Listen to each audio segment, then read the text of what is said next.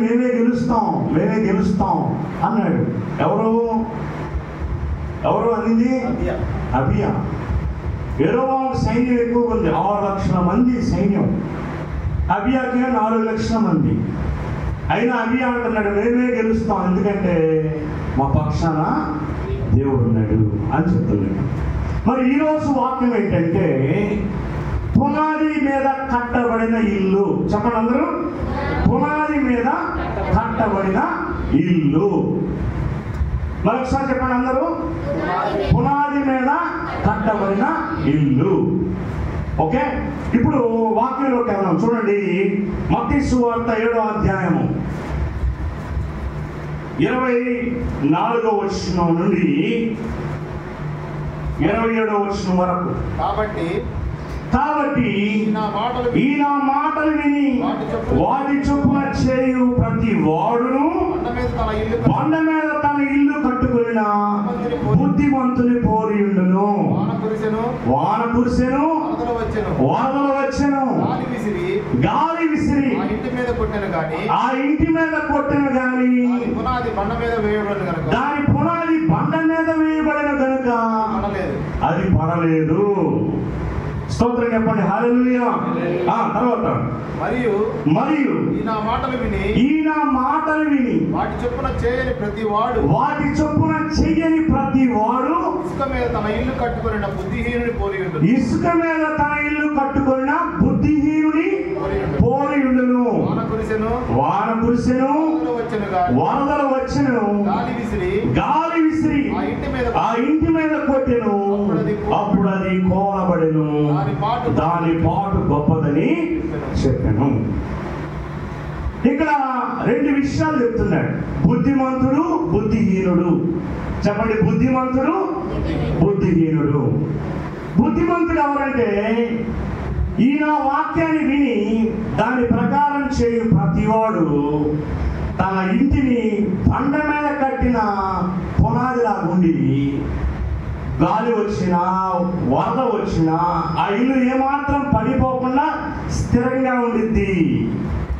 మరి బుద్ధిహీనుడు ఎవరు అంటే ఈయన మాటలు అంటే దేవుని వాక్యాన్ని విని దాని ప్రకారం చేయకుండా ఉన్నటువంటి బుద్ధిహీనుడు.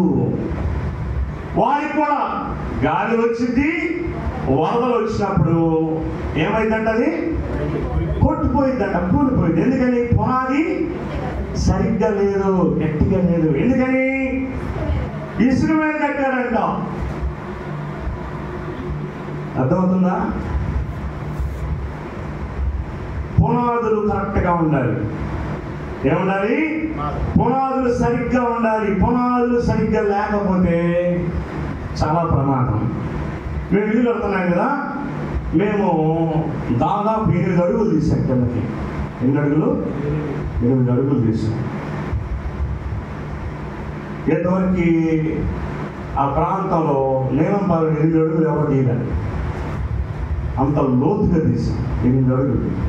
పక్కోడు ఇంతవరకు జేసీబీ లోపలికి నేలంపాలలోకి మేము జేసీబీని పిలిపించి జేసీబీతో గుంతలు తీపించాం. పెద్ద లోయలాగా అయిపోయింది అనమాట. పక్క ఇల్లు పడిపోతాయేమోనని ఆపాం. అర్థమైనా? అంత లోతుగా ఎందుకు తీసామంటే, ఎందుకు తీసాము ఎందుకు తీసాము? పునాది ఎంత లోతుగా ఉంటే బిల్డింగ్ అంత గట్టిగా. అర్థమైనా? పునాది గట్టిగా ఉండాలి. రేపటి రోజున పునాదులు కనపడతాయా? కనపడవు, లోపల ఉంది అవి. ఇక్కడ మనకి బుద్ధిమంతుడు, బుద్ధిహీనుడు ఇద్దరు కనపడుతున్నాడు. బుద్ధిమంతుడు ఏం చేస్తాడంట? పునాదులు గట్టిగా వేస్తాడంట. మరి ఆదాము ఇల్లు కట్టేటప్పుడు నేను చూశాను, కొండరాళ్ళు పెట్టి కట్టారు, పునాది వేశారు. అంటే గట్టిగా ఉండాలి. మరి మన జీవితం అనే ఇల్లు, మన కుటుంబం అనే ఇల్లు, అది ఎంత గట్టిగా కట్టుకుంటున్నాం? పునాదులు ఉన్నాయా? ఏమండి? గాలి వరదలు బుద్ధిమంతుడి మీదకి వస్తాయి, బుద్ధిహీనుడికి వస్తాయి. గాలి వరదలు వస్తారా? ఏమండి? మాకు గాలి వరదలు ఇంటి మీద కన్నోళ్ళు ఒక స్తోత్రం చెప్పండి. ప్రభుత్వం చెప్పాడా, నన్ను నమ్ముకుంటే మీకు కష్టాలు రావు, నష్టాలు రావు, శ్రమలేమి రావు, ఇరుకులు ఇబ్బందులు ఏమి రావు అని దేవుడు అని చెప్పాడా? చెప్పాలా? దేవుని నమ్మిన వాళ్ళకి, దేవుని నమ్మని వాళ్ళకి ఎవరికైనా సరే శ్రమలు, శోధనలు, ఇరుకులు, ఇబ్బందులు అవన్నీ కామన్. కానీ వాటి మీద నిలబడేవాడే గొప్పడు. స్తోత్రం చెప్పండి, హల్లెలూయా. అంటే పునాదులు గట్టిగా ఉండాలి. పునాదులు లేకపోతే చాలా కష్టం. అందుకని పునాదులు గట్టిగా ఉండాలి.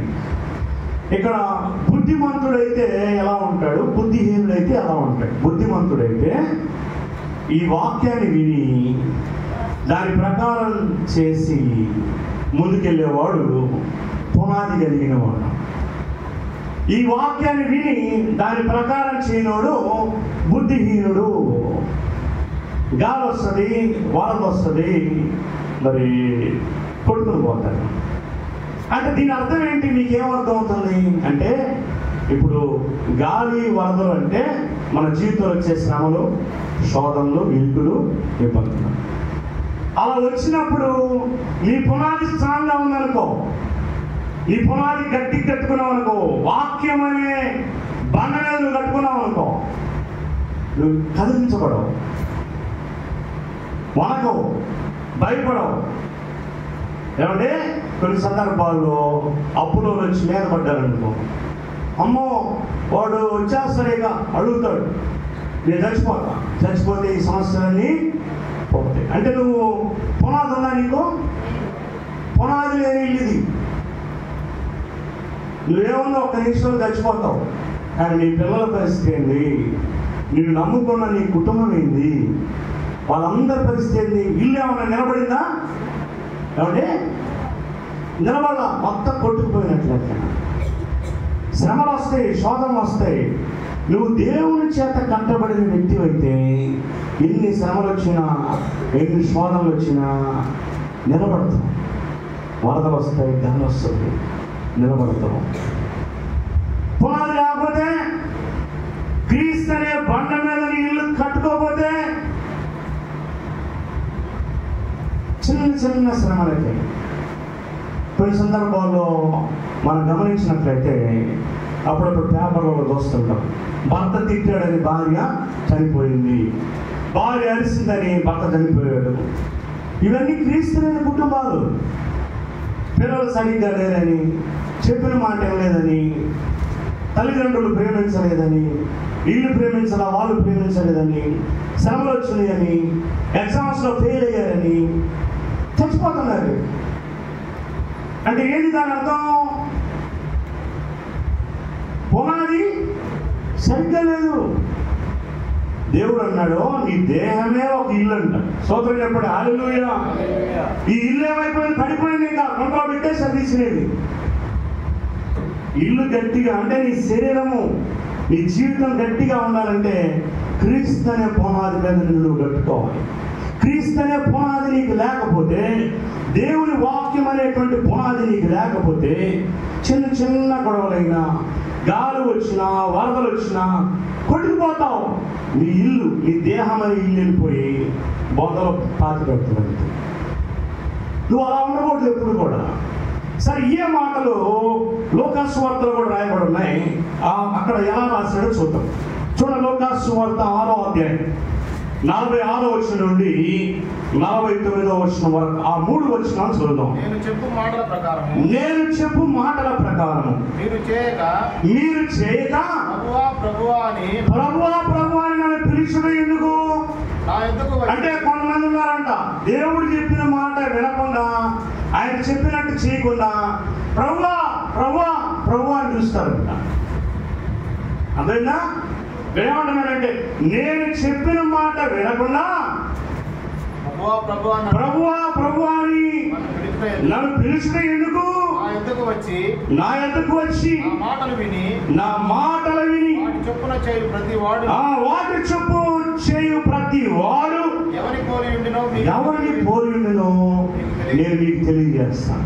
ఇక్కడ అంటున్నాడు, నేను చెప్పిన మాటలు వినకుండా ప్రభువా ప్రభువాని వినవడం ఎందుకు? ఇప్పుడు నా కొడుకే ఉన్నాడు అనుకో, నానా నువ్వంటే నాకు భలే ఇష్టం, నానా నువ్వంటే నాకు భలే ప్రేమ, నానా నీకోసం నేను ఏదేం చేస్తాను నాన్న అంటా ఉండి నేను చెప్పిన మాట వింటలేదు అనుకో, వాడి ప్రేమ ఉన్నట్ట నా మీద. అలాగే దేవుడు కూడా మనం చూస్తుంటాడు. ఎలా? నువ్వు ఇక్కడికి వచ్చి పాట పాడుతుంటాం, నీ మాట చాలయ్యా, నీ చూపు చాలయ్యా, నీ తోడు చాలయ్యా అని రాగాలు మాత్రం బలిస్తాం. అప్పుడు ఆయన అంటాడు, నిజంగా నన్ను ప్రేమిస్తే నేను చెప్పిన మాట వినాలి కదా.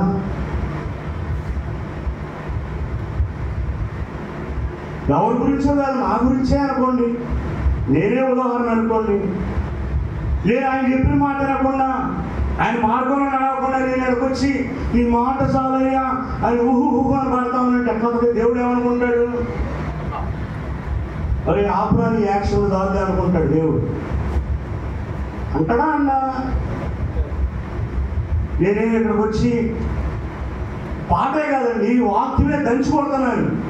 దంచి కొడతా ఉండి నా జీవితం సరిగ్గా లేకుండా, నేను ఆయన మార్గంలో నడవకుండా, ఆయన చెప్పింది చేయకుండా ఉంటే అప్పుడేమంటాడు ఆయన? ప్రభువా ప్రభువా అని నన్ను పిలుస్తున్నావు, కానీ నేను చెప్పిన మాట వింటున్నావా? నేను చెప్పిన మాటను ఫాలో అవుతున్నావా? ఇక ప్రభువా ప్రభువా అని పిలవడం ఎందుకు? ఆ పాటలు పాడటం ఎందుకు? ఆ వాక్యం చెప్పడం ఎందుకు అని దేవుడు అంటున్నాడు. ఇక్కడ అంటున్నాడు, నేను చెప్పు మాటలు ప్రకారం మీరు చేయక ప్రభువా ప్రభువా అని నన్ను పిలుచుట ఎందుకు? నా ఎద్దకు వచ్చి నా మాటలు విని వాటి చొప్పున చేయు ప్రతి వాడును ఎవరిని పోలినో మీకు తెలియజేతును. వాడు ఇల్లు కట్టవలనని ఉండి ఏంటంట? లోతుగా త్రవ్వి. ఏమి వాక్యం అండి? లోతుగా త్రవ్వండి. ఇక్కడ మీరు గుర్తించుకోవాల్సిన విషయం, లోతుగా త్రవ్వి. లోతుగా త్రవ్వడం అంటే లోతైన భక్తి చేయటం. ఏమండి, మేము ఇల్లు అయితే బాగా కట్టుకున్నాం, బాగా లోతు తవ్వాం, దేవుళ్ళో లోతుందా అనేది చూసుకోవాలి. లోతుగా త్రవ్వంట. ఒక ఆయన ఉన్నాడు, అయ్యా వలడి అనగా వెళ్ళాడంట, రాత్రంతా పట్టాడంట. ఎలా వేసాడు వలడు? పై పైన వేసాడు. ప్రభు అన్నాడు, లోతుగా అయ్యి వలని. ఎలా వేయాలంట? లోతుగా అయ్యి వలని. లోతుగా వేస్తే అప్పుడు బాగా చేపలు పడతాయి అన్నాడు. అంటే దీని అర్థం ఏంటంటే లోతైన భక్తి చేయాలి, పై పై భక్తి కాదు. 5 నిమిషాల ప్రార్థన కాదు, 20 నిమిషాల ప్రార్థన కాదు, 10 నిమిషాల వాక్యం కాదు. మనకేదో తెలుసా, 40 నిమిషాల వాక్యం చెప్పడం అయిపోయిందంటే ఎప్పుడు ఆపుతాడో అని వాచ్ సైడ్ తీసుకుంటుంటాం. ఎప్పుడు ముగిస్తాడో ఆకలి అవుతుంది, ఎప్పుడు ముగిస్తాడో ఇంటికి వెళ్దాం తిందాం. అంటే లోతైన భక్తి కాదు ఇది. అంటే దేవుడు కావాలని కోరుకుంటుంది ఏంటంటే లోతైన భక్తి కావాలంట. పేతురు గారు, దేవుడు చెప్పాడు పేతురుతో, పేతురు నీ దోణి లోతుగా పంపించు, లోతుగా వలయి అన్నాడు. అప్పుడు విస్తారమైన చేపలు పెట్టాడు. స్తోత్రం చెప్పండి, హల్లెలూయా. విస్తారమైన చేపలు. తన జీవితంలో ఎన్నడూ అలాంటి రాశిని చూడలేదంట. అమ్మ మంచిగా సప్లై నీకు ఆపే కావాలనుకున్నారో ఒక బాటిల్ తీసి పెట్టుకోండి, డిస్టర్బెన్స్ ఉండకూడదు. ఓకేనా? అర్థం కాబట్టి చెప్తా, వేరే వాళ్ళకి మరి ఫీల్ అవుతారు కదా. చూడు నాకు నీళ్ళు ఇస్తా ఉందంటే ఫాస్ట్గా నా మాట అన్నాడు అని ఫీల్ అయిందంటే ఆ లోతైన భక్తి కాదని అర్థం. పై పై భక్తి అని అందరు నిండు కొలువులో అందరి ముందు వాకింగ్ చెప్తా ఉంటే సరిగ్గా కూర్చో అన్నాడు. అంటే ఇతను ఈ భక్తి సరిగా లేదు, లోతైన భక్తి కాదు ఇది. పై పై భక్తుల్లో తనుకుని ఉంటారు. నీళ్ళు ఇస్తామంటే ఆపో అన్నాడు అని ఫీల్ అవటము. ముసుగు సరిగా వేసుకో అన్నాడు, అందరి ముందు ముసుగు సరిగా వేసుకో అన్నాడు. ఇదంతా లోతైన భక్తి కాదు, ఇది పై పై భక్తులు అనమాట. అదైనా బుద్ధిమంతుడు, నీతిమంతుడు గద్దింపుని ప్రేమిస్తాడంట. స్తోత్రం చెప్పండి, హల్లెలూయా. అదే మూర్ఖుడైతే గద్దింపును అసహ్యించుకుంటాడండి. నువ్వేంద్ర నాకు చెప్పేది అంటాడట. ఎవరు? మూర్ఖుడు గద్దింపుని తిరస్కరిస్తాడు. అదైనా సామెతలు 9లో ఉంటుంది. అందుకని ప్రియమైన వాళ్ళ లోతైన భక్తి చేయాలి, లోతుగా త్రవ్వాలి. అంటున్నాడు ఏంటంట? లోతు. వాడు ఇల్లు కట్టవాలని నుండి లోతుగా త్రవి బండ మీద పునాది వేసిన వాడిని పోయిండును. స్తోత్రం చెప్పండి, హల్లెలూయా. బండ మీద కట్టిన పునాది. అప్పుడు చూడండి తర్వాత ఏమైందో, వరద వచ్చి ప్రవాహమా ఇంటి మీద వడిగా కొట్టినను అది బాగుగా కట్టబడినందున దానిని కదిలింపలేకపోయాను. హల్లెలూయా.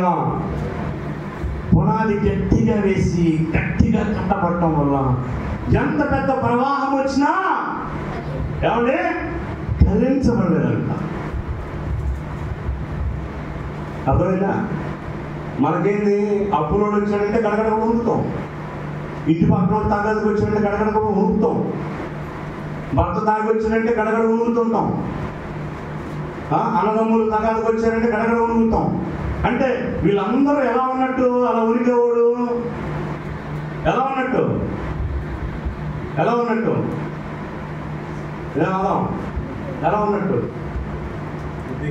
అన్నయ్య నీకు చెప్తున్నా, మర్యాద కూడా చెప్తున్నా, నా పేరు చెప్తా.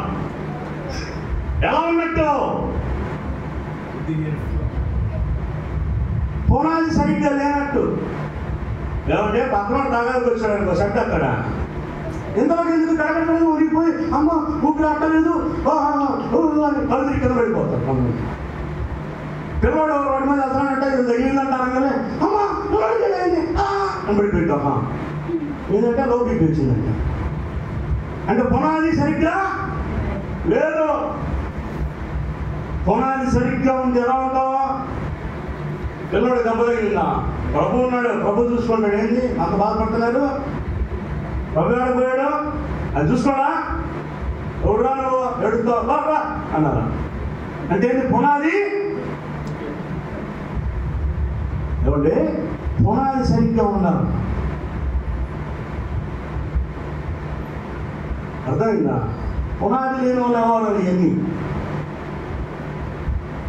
నిన్న ఆయన వచ్చి ఒక మాట అన్నాడు, రాత్రంతా నిద్ర పట్ల. ఏం లేదు, రాత్రంతా నిద్ర పట్టలేదంటే ఏదో ఒక మాట అనేది. ఏం లేదు, పునాది లేదు. పునాది ఉన్నాడు ఎప్పుడు అట్టన్నాడు, పాని లేదు, వాడు పాపం ఆడైపోతాడండి. అది పునాది. ఎవరు చేసుకున్న పాపం వాళ్ళకే తగిలింది పాని. ఇదేంటి పునాది?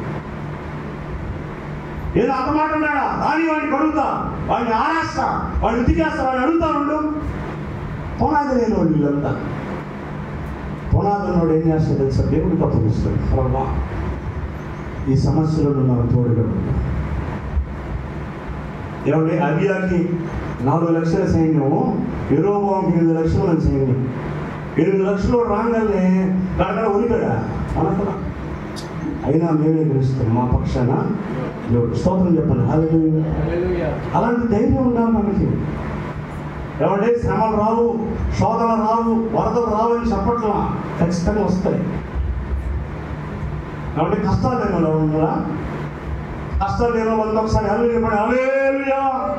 కష్టాలు లేని వాళ్ళు నీకు లేవా? ఉంటాయి. లేకపోతే మనిషి అంటే ఉంటాయి ఖచ్చితంగా. అంటే ఇవే కష్టాలంటే టైర్ కూడా ఇవి కూడా కష్టాలు కదా. కూలి పనికి వెళ్తాం, సంపాదించుకోవటం, తెచ్చుకోవటం, ఈ బాధలో ఈ దుఃఖం. కొంతమంది చచ్చిపోతే ఏదన్నా దాదా తీసుకెళ్తారా అని చెప్పి తీసుకుని పైకి తోసేయాలి. అదేనా? చచ్చిపోతే పోతాయి సమస్యలు. అంటే చావే అన్నిటికీ పరిష్కారమా? దేవుడు నేను చచ్చిపోవడానికి గుర్తించాడా? శ్రమలు వస్తాయండి, శోధనలు వస్తాయండి, నిందలు వస్తాయి, అవమానాలు వస్తాయి, దుఃఖం వస్తుంది, వేదనలు వస్తాయి. ఆ సమయంలో మనం దేవుడితో మనం ఉంటే, పునాది గట్టిగా ఉంటే మనం నిలబడతాం. లేదంటే ఇంకంతే సమయం. ఎన్నో అవమానాలు, దుఃఖం, వేదన. అర్థమైందా? నువ్వు మంచిగా ఉన్నా కానీ నువ్వు చెడ్డోడు ఉంటాయి. అర్థమైందా? ఎన్నో అవమానాలు, నిందలు పడతాం. పునాది కరెక్ట్గా ఉంటే నిలబడతాం. చిన్న చిన్న అనారోగ్య సమస్యలు వస్తాయి, గడగడలాడిపోతారు. చిన్న అనారోగ్య రాగానే ఎందుకంత భయం? ఏమంటే బ్రతుకుంటే ఆయన మందిరంలో ఉంటాం, ఆయన స్తుతిస్తాం. చచ్చిపోతే దేవుని స్తోత్రం అంటాం, పరలోక రాజ్యం స్తుతిస్తామంటే ఏమన్నా అంత భయం ఎందుకు? మరణం అంటే భయం ఎందుకు మనకి? చావు అంటే భయం ఎందుకండి? బ్రతుకున్నా దేవునికి స్తోత్రము, చనిపోయినా దేవునికి స్తోత్రం. ఏం దేవుడు మంచి ఆరోగ్యిస్తే ఉంటాం, లేదు నేను రావడం దేవునికి ఇష్టమై తీసుకెళ్ళిపోతాడు. దానికి ఎందుకు దిగులు పడతాం? అమ్మో నేను వెళ్ళిపోతే నా పిల్లలు, నా భార్య, బిడ్డలు, నేను వెళ్ళిపోతే ఏం పరిస్థితి? దేవుడు చూసుకుంటాడండి. ఏం దేవుడు నేను నమ్ముకోలేదు నీకు? పునాది, దేవుడు అనే పునాది మనకు ఉండాలి. నిరీక్షించి విశ్వాసం కలిగిన వాడు కలవరపడ్డాడు. చెప్పండి అందరూ, కలవరపడు. విశ్వసించిన వాడు కలవరపడ్డాడు. విశ్వాసం లేనివాడే కలవరపడతాడు. అమ్మో అయ్యో బాగలేదంట, అయ్యో పళ్ళు పడిపోయి ఉంటాడు, బీపీ 280 ఉన్నా ఉంటాం. 280 ఉన్నా, 300 ఉన్నా, 1000 ఉన్నా, దేవుడు నాకు తోడు. బ్రతికితే దేవుని కొరకు బ్రతుకుతాను, చనిపోతే దేవుని స్తోత్రం. అట్లా ఉండాలి. అర్థమైందా? విశ్వాసంతో ఉండాలి. ఎప్పుడు ఎప్పుడు ఎప్పుడు అలా ఉండాలి. ఎప్పుడు అలా ఉంటామంటే పునాది సరిగ్గా ఉన్నప్పుడు. అర్థమైందా? నా మటుకైతే బ్రతుకుట క్రీస్తే, చావు అయితే లాభము. అంటే చావులో లాభం ఉందండి. అదే అపోస్తలుడైన పౌలు చెప్తూ ఉన్నాడు. అయితే ఇక్కడ ఎన్నో అధ్యాయం చెప్పాను, లూకా సువార్త 6వ అధ్యాయం 46-47 ఏముందా? నేను చెప్పు మాటల ప్రకారము చూడండి, ఇక్కడ అది బాగుగా కట్టబడినందున దానిని కదిలింపలేకపోయాను. అది బాగుగా కడితే కదిలించలేము అంతే. అంటే బాగు కట్టడం అంటే ఏంటి? నీ జీవితాన్ని బాగు కట్టడం అంటే ఎట్లా? విశ్వాసంతోనా? సరి చేసుకోవటం. సరి చేసుకోవడం అంటే శుద్ధి సేవలు తీసుకుని ఇల్లు బాగు చేసుకుంటూ ఉంటాం. అదే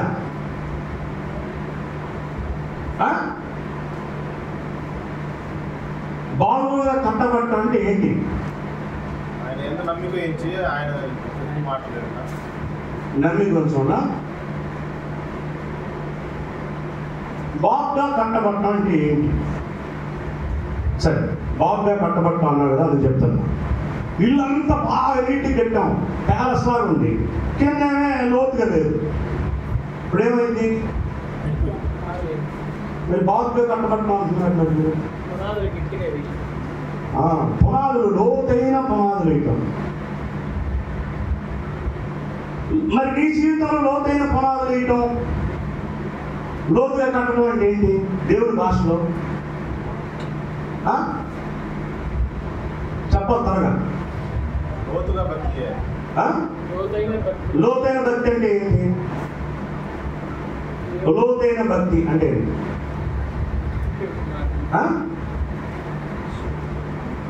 లోతైన భక్తి అంటే చూసారా? మనం చెప్పు. చర్చి కాదు, పోకుండా ఉంటావా? బా మంచిగా చెప్పు చూసారమ్మా. తిడతావు ఎందుకు నువ్వు?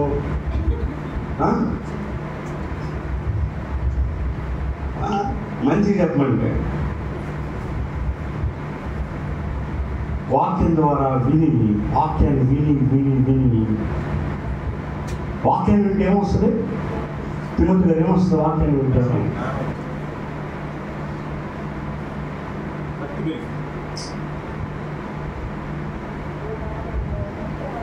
బైబిల్లో ఉన్నది చెప్పండి. మీ పాటి మీరు చెప్తారు. వీటి వల్ల విశ్వాసం కలిగింది. విశ్వాసం కలిగితే వీక్గా ఉన్నప్పుడు వాక్యం వినలేదనుకో, అప్పుడు నీకు ఈక్నెస్ వస్తుంది. ఈక్నెస్ వింటున్నారా? వింటున్నావా? ఏమింటున్నారు? ఇప్పుడు ఏమిన్నారు? పునాది గట్టిగా ఉన్నటువంటి చెప్పండి, చెప్పాలి, త్వరగా చెప్పాలి. వాక్యం వినడం వల్ల ఏమొచ్చింది? విశ్వాసం వచ్చింది. విశ్వాసం వస్తే ఏమొచ్చింది? పునాది గట్టిగా ఉంది. అంటే నేనేం నమ్ముతా తెలుసా? ఎన్ని వరదలు వచ్చినా, ఎన్ని తుఫాన్లు వచ్చినా నా పునాది గట్టిగా ఉంది. దేవుడు నా పక్షాన ఉంటాడు, నేను కదల్చబడననే విశ్వాసం నీలో ఉంటది. అది లేదనుకో పడిపోయిద్దాము, కొట్టుకుపోయిద్దాము, కొట్టుకుపోయింది. దేవుడి వాక్యాన్ని వింటే కదా నీలో విశ్వాసం రావడానికి. ప్రతి ఆదివారం, ప్రతి గురువారం దేవుడి వాక్యాన్ని వింటూ ఉంటే కదా నీలో విశ్వాసం అనేది కలగడానికి. విశ్వాసం అనే విత్తనం నీలో ఉంటే నువ్వు గట్టిగా మారడానికి. అసలు ఆ వాక్యమే లేకపోతే నీలో విశ్వాసం ఎట్టవుతుంది? కొంతమంది ఏమంటారు తెలుసా? నాకు బాగా విశ్వాసం ఉంది, చర్చికి పోకపోయినా వాక్యం పోయినా విశ్వాసం ఉంది. అసలు అక్కడ కలగనే కలగదు. అది దేవుని విశ్వాసం కాదు, అది మనుష్య విశ్వాసం. దేవుని విశ్వాసానికి మనుషుల విశ్వాసానికి చాలా తేడా ఉంది. మనుషుల విశ్వాసం ఏం తెలుసా? మబ్బులు చూసి వర్షం పడుతుంది అని చెప్పు. కాసేపు గారికి ఏం తెలుసా? గాలి కొట్టగానే మేఘాలు మొత్తం వెళ్ళిపోయింది, పడింది వర్షం. ఏమేమి నమ్మింది? వర్షం పడింది, గట్టిగా నమ్ముతున్నాను. ఇది మొండమొక్క విశ్వాసం, చాతగాని విశ్వాసం, అవిశ్వాస విశ్వాసం. వాక్యం ద్వారా ఉన్న విశ్వాసానికి నీ పాటికి నీకు వచ్చిన విశ్వాసానికి చాలా తేడా ఉంది. వాక్యం ద్వారా ఉన్న విశ్వాసం ఏంటో తెలుసా? అది కదల్చబడిన విశ్వాసం. నీకు నువ్వుగా నమ్మేది కాదు, అది దేవుడు కలుగు చేసిన విశ్వాసం. అది అక్కడ మేఘాలు లేకపోయినా కానీ నువ్వు అంటావు ఖచ్చితంగా వర్షం పడుతుంది. అప్పుడేంటి తెలుసా? ఎక్కడెక్కడ ఉన్న మేఘాలన్నీ గాలితో కొట్టుకుని వచ్చి నీ ప్లేస్ దగ్గరకు వచ్చి వర్షం పడుతుంది. స్తోత్రం చెప్పండి. అది విశ్వాసం అంటే. అదేనా ఈసారి వైఎస్ఆర్ గెలిచిందా, టీడీపీ గెలిచిందా? ఖచ్చితంగా ఇదే గెలిచిందిరా. ఇది కాదు విశ్వాసం అంటే. దేవుడి ద్వారా ఇచ్చిన విశ్వాసం తెలుసా? నువ్వు ఆ మాట పలకగానే పరిస్థితులు మొత్తం దానికి నువ్వు చెప్పిన మాటకి అనుకూలంగా మారుతాయి. అది విశ్వాసం అంటే. అది స్థిరమైన విశ్వాసం. అంటే నీ విశ్వాసం మనుషుల జ్ఞానాన్ని ఆధారం చేసుకు. దేవుడు అన్నాడు, నీ విశ్వాసము మనుషుల జ్ఞానం ఆధారం చేసుకున్నాక దేవుని యొక్క శక్తిని, దేవుని యొక్క వాక్యాన్ని ఆధారం చేసుకుని ఉండాలని ఉంది వాక్యం. మనం ఏం ఆలోచిస్తాం? అందరూ ఈ పార్టీని బాగా పొగుడుతున్నారు కాబట్టి ఇదే గెలిచింది, అందుకని ఇప్పుడు నేను అంటాం ఇదే గెలిచింది. నేను గట్టిగా చెప్తున్నా విశ్వాసంతో ఇదే గెలిచింది అంటాం. ఇది మనుషుల విశ్వాసం. It's not gives you fruit. అది నీకు ఫలాలను ఏమాత్రం ఇవ్వలేదు. అప్పుడప్పుడు మనం చెప్తుంటాం ఇట్టయింది అట్టయింది, నేను నమ్ముతున్నాను, నేను గట్టిగా చెప్తున్నాను. పని అవట్లా. ఎందుకు అవట్లా? అది దేవుడి నుండి వచ్చిన విశ్వాసం కాదు, మనుషు సంబంధమైన విశ్వాసం. వాక్యం నుండి వచ్చే విశ్వాసం కావాలి. దేవుడు ఆత్మ ఫలాల్లో విశ్వాసాన్ని కూడా ఒక ఫలంగా ఇచ్చాడు. 9 ఆత్మ ఫలాల్లో విశ్వాసం అనేది కూడా ఒక ఫలం. అది ఓవర్ కట్టి రోడ్ల మీద తిరిగితే వచ్చేది కాదు ఆ విశ్వాసం. నువ్వు దేవుని వాక్యాన్ని వినకుండా, ప్రార్థన చేసుకోకుండా, దేవుని మందిరానికి వెళ్ళకుండా నీ ఇష్టానుసారంగా తిరుగుతా వచ్చే విశ్వాసం కాదు అది. దేవుని వాక్యం ఎదిగితే వచ్చే విశ్వాసం అది. దేవుడు వరంగా ఇస్తే వచ్చే విశ్వాసం అది. అంత తేలిక ఎలా వస్తుంది? దానికోసం నువ్వు వెల చెల్లించాలి, దానికోసం నువ్వు ప్రయాసపడాలి. ఎవరి గంట సేపు ఆత్మీయంగా అంటే మామూలు విషయమా? నువ్వు అంత కష్టపడ్డావు కాబట్టి దేవుడు ఆ విశ్వాసాన్ని నీకు ఇస్తాడు. నువ్వు ఓరకు పొలం అటు తిరుగుతా, నాకు ఆ విశ్వాసం కావాలని ఎట్టేస్తాడు. మరి ఎన్నో వాళ్ళ సంగతి ఏంటి, నీ సంగతి ఏంటి?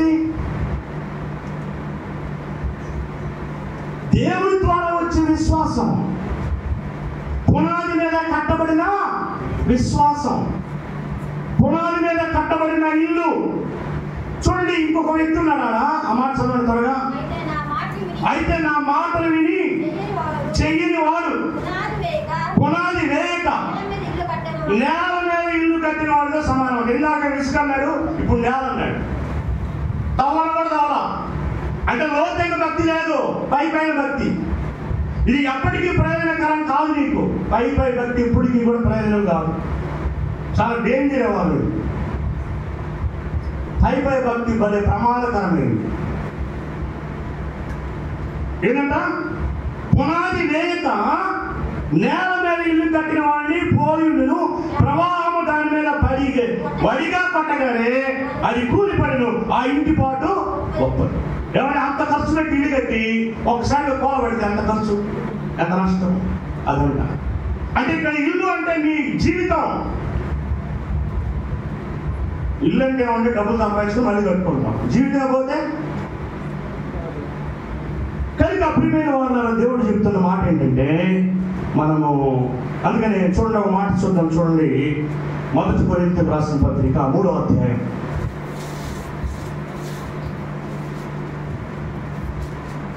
3వ అధ్యాయం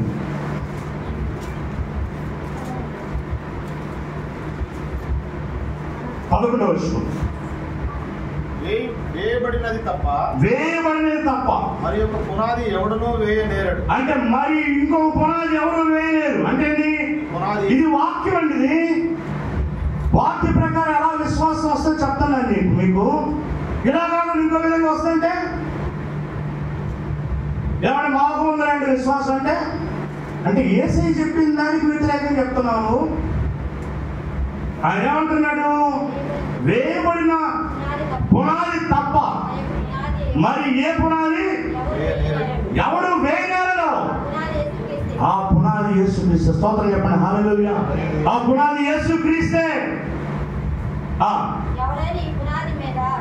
ఎవడైనా ఈ పునాది మీద, చూడండి చాలా జాగ్రత్తగా రండి. ఎవడైనా ఈ పునాది మీద బంగారము, వెండి, వెలగల రాళ్ళు, కర్ర, గడ్డి, కొయ్యకాలు మొదలైన వాటితో కట్టిన ఎడల వారి వారి పని కనబడును, ఆ దినము వారిని తేటపరచును, అది అగ్ని చేత కాల్చబడును. అంటే నువ్వు కట్టిన పునాది లేదా నువ్వు కట్టినటువంటిది అగ్ని చేత పరీక్షింపబడిద్దంట.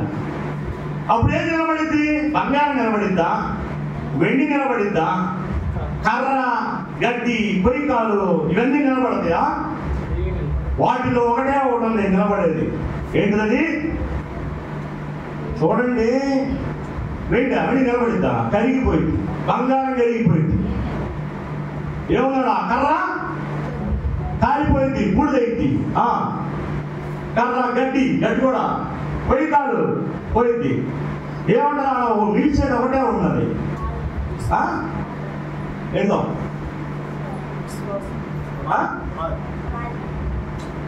రాయి ఉన్నాడా? బండ. ఆ బండ క్రీస్తు. స్తోత్రం చెప్పండి, హల్లెలూయా. అన్ని కాలిపోతాయి కానీ బండ మీద కట్టి నీళ్ళు కాలిపో. అగ్ని పరీక్షలను నిలుస్తావు, పడిపోతావు. నీ భక్తి ఎలా ఉందో చూడండి. నీ భక్తి ఎలా ఉందో. గడ్డి భక్తి ఎన్ని, లేదా బంగారం భక్తి. బంగారం భక్తి అంటే మీరే చెప్పాలా? బంగారం భక్తి అంటే ప్రాంగణం వేసి కుర్చీలు దగదగలాడతా బంగారం భక్తి. అదైనా బంగారం మీద కట్టిన పరిచర్య. వెండి పరిచర్య. వెండి అంటే తెల్లగా ఉండేది కదా వెండి. అలాగే బా ఏముందరా ఈ మందిరం, ఏముందరా ఈ భక్తి, వెండి స్క్రీను, వెండి తెర, ఏంటంట వెండి తెర, వెండి తెర మీద కట్టిన పరిచర్య, బంగారం వెండి, ఇంకా కర్ర కర్ర కర్ర అంటే జాగ్రత్తగా ఉండు అని ఆ పరిచర్య. లేదా అలాంటి కుటుంబమా? మీ పిల్లల్ని భయపెట్టి వాళ్ళని క్రమశిక్షణ పెడుతున్నా కర్రతో, లేదా వాక్యంతో పెడుతున్నామా? కర్ర ఇది కూడా కాలిపోయింది. గడ్డి గడ్డి బతి అంటే ఎట్లా? గడ్డి బతి ఎలా చెప్పుకోవచ్చు? తలతలాడతా ఆదివారం రాగా తలస్నానం చేసేసి, గడ్డి ఎలా ఉంటుంది? ఉదయం పూట బాగా పచ్చగా ఫ్లవర్స్ తాజాగా ఉంటాయి. సాయంత్రం గడ్డి, ఆ భక్తి అండి గడ్డి భక్తి. ఆదివారం అంత భక్తో పొద్దున్నే ఎక్కువ సమయం చేసి తలస్నానం చేసి కొత్త బట్టలు కట్టుకుని చర్చికి వెళ్ళిపోయి మధ్యాహ్నం అయిపోగానే సాయంత్రం సినిమాకి వెళ్ళిపోయి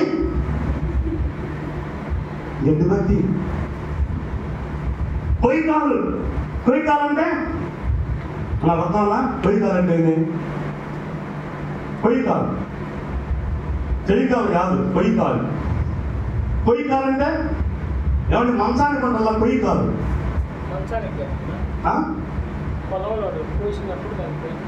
కొయ్యకాల ఏంటిది? కొయ్యకాలు అంటే ఇది నాకు తెలియదు పెద్దగా. నేను ఒకటి అనుకుని అది కాదని మీరు చెప్తున్నారు. ఏంటిది? లేదు, మీరు అనుకునేది చెప్పాలి. నేను అనుకుని చెప్తే ఇంకేమన్నా అదేనా? ఏదైనా కొయ్యి కాదు చేయాలంట. ఏదైనా కొయ్యి ఉంటే అది దానికి కాళ్ళలాగా పెడుతుంది, అంతేగా? పొయ్యిని కాళ్ళలాగా పెడతాం. దేనికి పెడతాం? మంచానికి పెడతాం. అది దేని సాదృశ్యం అంటే సుఖానికి సాదృశ్యం. నీ భక్తి ప్రశాంతంగా అలవచ్చు, కూర్చుని అలా కూర్చుని ఫ్యాన్ లేదు, ఎందులో ఫ్యాన్ వేస్తే బాగుండు అనుకునే ఫ్యాన్ 5 పెట్టనా? పొయ్యి కావాలంటే సుఖం. మంచిది అమ్మా, హాయ్ రా మంచిదమ్మా అంటే సుఖం. పొయ్యి కాలు పడితే ఏమో 10 నిమిషాలు ఇప్పుడు చెప్తాను. ఇంట్లో బాక్సింగ్ చదివించండి, గుర్తు చేసినట్టున్నా లేదు. స్తోత్రం చెప్పండి. అదే అర్థమైందా? పొయ్యి కాలు పడితే అంటే సుఖం. అర్థమైందా? మా నాన్న తీసుకొచ్చేటప్పుడు చెప్తుంటాను. మా నాన్న ఎండ తీసుకొచ్చింది, చంపుతున్నావు నన్ను, ఎండకి తీసుకొచ్చి సాగు కొడుతున్నావు, ఎండ పెడితే తగిలితే వచ్చి మొత్తం జరుపుకుంటూ ఉంటాడు. అర్థమైనా? నేను అంటాను కొద్దిసేపు ఉంటే ఏమైంది నాన్న, నేను భరించినానంటే. ఎందుకు భరించాను నేను? ఎందుకు కళ్ళని పెట్టచ్చుగా, ఎంతసేపు ఎవరు ఉంటాడు ఎండలో అంటాడు. అయిపోయింది. చలికాలం తీసుకొచ్చామనుకో పుట్టారు చుట్టాలు కొంచెం తండ్రి తెలిసి వచ్చినాయి, కొంచెం వాక్యం కొంచెం తక్కువ చేసినాం, ఇది సరే సస్తలేదు. ఇదేంటిది? ఇదేం భక్తి అంటే ఆయన అట్టున్నాడని చెప్పట్లే, ఎగ్జాంపుల్ చెప్తున్నా. గబాన్ మా ఇంట్లో వాళ్ళు 5 ఉన్నారనుకో నన్ను కొడతారు ముందు పట్టుకుని. ఎగ్జాంపుల్ చెప్తున్నా, అంతేగాని అవన్నీ రైట్ అని కాదు. అంటే ఇది కొయ్యకాలు సుఖం, సుఖంగా ఉండాలి.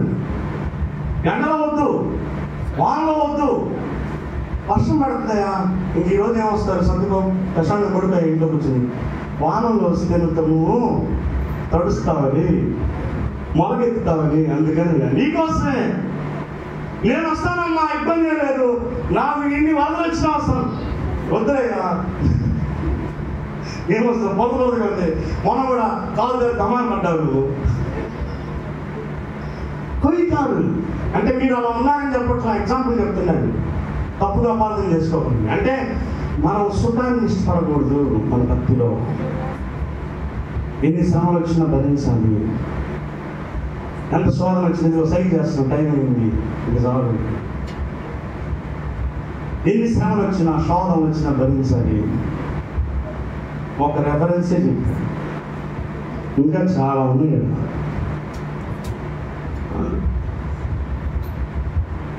ఎలా కట్టబడుతున్నామో అని గమనించాలి. వేయబడిన పునాది కాక మరొక పునాది ఎవరును వేయనేరడు. ఒకవేళ వేసిన అది ఉండదు. ఎలా వేయాలి? కర్ర, గడ్డి, కొరికాలు, బంగారము, వెండి, వెలగల రాళ్ళు, బండ మీద కట్టిన పునాది. అందుకనే ఒక మాట అంటాడు, చూడండి ఆ మాట 10వ అధ్యాయం 4వ వచనం. 1 Corinthians 10:4. 10వ అధ్యాయం 4వ వచనం. అందరూ ఆత్మ సంబంధమైన ఒకే పానీయమును పానము చేసి ఏలయనగా తమను వెంబడించిన ఆత్మ సంబంధమైన బండలోని త్రాగిరి. ఆ బండ క్రీస్తే. స్తోత్రం చెప్పండి. హల్లెలూయా. బండ క్రీస్తు. ఇప్పుడు ఇంకోటి చెప్తా, ఓకే? ఆ బండ క్రీస్తే. ఆ బండలో ఏముంది? నీరు. నీరు దేని సాదృశ్యం అంటే పరిశుద్ధాత్మ సాదృశ్యం. మనం పరిశుద్ధాత్మలో కట్టాలి. ఇంకో రీతికి చూస్తే యోహాను సువార్త 1వ అధ్యాయం 1వ వచనం ప్రకారం తీగండి. ఆది యందు వాక్యము ఉండెను, వాక్యము దేవుని యొద్ద ఉండెను, ఆ వాక్యము దేవుడై ఉండెను, ఆ వాక్యమే శరీరధారి అయి. అంటే ఇప్పుడు ఆ బండ క్రీస్తు అని చెప్పినాం. క్రీస్తులో ఏముంది చెప్పాను కమ్మా. ఇప్పుడు నో తెలిసి చూస్తున్నారు. నీది అయిపోయింది. ఇప్పుడు ఏం చెప్తున్నాను? ఆది యందు వాక్యం ఉండెను, వాక్యము దేవుని యొద్ద ఉండెను, ఆ వాక్యము దేవుడై ఉండెను, ఆ వాక్యమే శరీరధారి అయి కృపా సత్య సంపూర్ణుడిగా మన మధ్యకు దిగి వచ్చును. ఆ వాక్యము లేదా క్రీస్తు. క్రీస్తు ఏమనంటే వాక్యం ఉంది. వాక్యం చేత మనం కట్టబడాలి. అదేనా? పరిశుద్ధాత్మలో కట్టబడాలి. ఇంకొక వచనంతో మనం చదివి మనం ముగించుకుందాం. ఎఫెసీయులకు రాసిన పత్రిక, ఓకే? ఎఫెసీయులకు రాసిన పత్రిక 2వ అధ్యాయం, రైట్, 4వ అధ్యాయం 12వ వచనం. 4:12, రైట్. 11 చదువుతున్నాం. మనమందరం విశ్వాస విషయంలోను దేవుని కుమారుని గూర్చిన జ్ఞానం విషయంలోను ఏకత్వము పొంది సంపూర్ణ పురుషులకు వరకు, అనగా క్రీస్తునకు కలిగిన సంపూర్ణతకు సమానమైన సంపూర్ణత కలవారకు వరకు ఆయన ఎలాగూ నియమించెను. అంటే ఏ డైరెక్షన్లో? విశ్వాస విషయంలోను. అంటే ఎందుకు విశ్వాస విషయము? విశ్వాసమున కర్తయును. అంటే క్రీస్తు విశ్వాసమై ఉన్నాడు. ఆయన విశ్వాసమున కర్త. విశ్వాసమును మనం కట్టుకోవాలి. ఇంకా 1 యోహాను రాసిన పత్రిక 4:4 తీగండి. అక్కడ ఏమంటారు? దేవుడు ప్రేమ స్వరూపి. ప్రేమలో మనం కట్టుకోవాలి. ప్రేమంలో ఎలా ఉన్నాం మనం? శత్రువుని ప్రేమించే ప్రేమలో ఉందా లేదా? మన తోటి సహోదరులు మనం ప్రేమిస్తున్నామా లేదా? ఇంకా వాళ్ళ మీద ఏమైనా ద్వేషం ఉందా? అలా ప్రేమలో మనం కట్టుకోవాలి. విశ్వాస విషయంలో, ప్రేమలోను. ఇంకా ఎలా కట్టుకోవాలి? వాక్యంలోను. ఇంకా ఏంటి మర్చిపోయాను? ఏ విషయాలు కట్టుకోవాలి? ఫస్ట్ ఏం చెప్పాను? పరిశుద్ధాత్మలు అని చెప్పాను. తర్వాత ఏం చెప్పాను? వాక్యంలో అని చెప్పాను. తర్వాత విశ్వాసంలో, ఇప్పుడు ప్రేమలో, అన్ని విషయాల్లో మనము కట్టుకోవాలి. పునాది సరిగ్గా వేసుకోవాలి. లోతైన భక్తి చేయాలి. లేదనుకో ఏమవుతుంది? శ్రమలు వచ్చినప్పుడు, శోధనలు వచ్చినప్పుడు ఏమైపోతాం? పడిపోతాం. అర్థంగా. కనుక అలా కాకుండా మనం దేవుళ్ళో కట్టుకోవాలి. చివరిగా సరే కిందకి నీకు మళ్ళీ వాక్యం ఎక్కువ ఒక మాట చూద్దామా? సామెతల గ్రంథము 1వ అధ్యాయం 27వ వచనం. 1:27. భయము మీ మీదికి తుఫాను వలె వచ్చినప్పుడు, భయం వస్తుందంట. సుడిగాలి వచ్చినట్టు మీకు అపాయం. అంటే తుఫాను దేంతో పోల్చాడంటే భయంతో పోల్చాడు. భయం మీ మీదకి భయము మీ మీదికి తుఫాను వలె వచ్చినప్పుడు, సుడిగాలి వచ్చినట్లు అపాయం కలుగునప్పుడు. చూడండి, భయం ఏదైనా తుఫాను, సుడిగాలి ఏమిటంటే భయము అపాయం. అర్థమైందా? అలాంటి వస్తాయంటే మన మీదకి వచ్చినప్పుడు మన పునాది కరెక్ట్గా కట్టబడితే మనం నిలబడతాం. లేదంటే ఏమైంది? లేదంటే పునాది సరిగ్గా లేకపోతే పడిపోతాం. అందుకని మనం ఎలా ఉండాలి? పునాది. ఇంకో మాట చూడండి, సామెతలు 27:4. సామెతలు 27:4. ఇందాక ఏమేంటంటే తుఫాన్ ఏంటిది? క్రోధమైంది. కోపము వరద వలె పొర్లున్నది. అరే, కోపం వరదండి.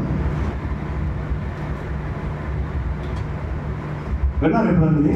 కోపం వరదలాగా వచ్చిందండి నీ మీద. ఎవరి కోపం? తన కోపమే. నీ కోపమే నీకు వరద. ఎలా చెప్పింది ఏంటిది? భయం ఎలాంటిదంట? తుఫాన్ లాంటిదంట. భయము అపాయం. అర్థమైందా? కనుక వాటన్నింటి నుండి నువ్వు తప్పించుకోవాలంటే నువ్వు ప్రార్థన అనేటువంటి ఆయుధం దేవుడు నీకు ఇచ్చాడు. వాక్యం అనే బండం నీకు ఇచ్చాడు. క్రీస్తు అనే పునాది నీకు ఇచ్చాడు. వీటి మీద మనం కట్టబడాలి. తాళ ఉంచుదాం, ప్రార్థన చేసుకుందాం. ప్రభువా, ఈ కార్యాన్ని మా మధ్య జరిగించండి. స్తోత్రాలు. Thank you. ఒక తీర్మానం చేసుకున్నాం. ఎలా మనం కట్టుకుంటున్నాం? లోతుగా కడుతున్నామా, లేదంటే పైన భక్తి చేస్తున్నామా? లోతైన భక్తి.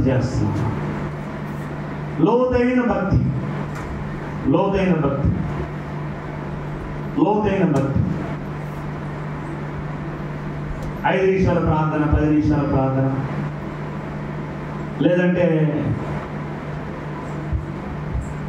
కొద్దిసేపు ప్రార్థన, ఆలస్యంగా ప్రార్థన, ఇలా కాదు. దేవునికి సమయాన్ని ఇవ్వాలి మనం.